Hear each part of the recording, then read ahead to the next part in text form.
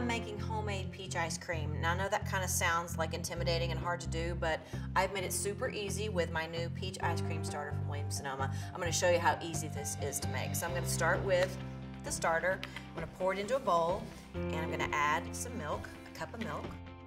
I'm just going to whisk it together, and it tastes just like home. It tastes just like my dad used to make. So now that I have the milk incorporated, I'm going to add in some half and half to make it rich, and some heavy whipping cream.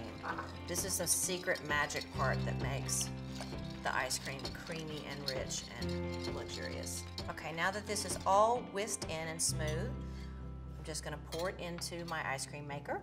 Already has the paddle attachment inside. We're halfway to homemade peach ice cream. Put the lid on, start it up, and pretty soon we're gonna have homemade peach ice cream. How easy is that? The finished peach ice cream is in a container. It's been in the freezer for 3 hours just to get nice and solid, and it's ready to serve. And I like to do it kind of as a Sunday bar. If you're having friends over, let them pick and choose what they like, and just put what you like on top. So I'm going to add a little bit of fresh peaches to mine.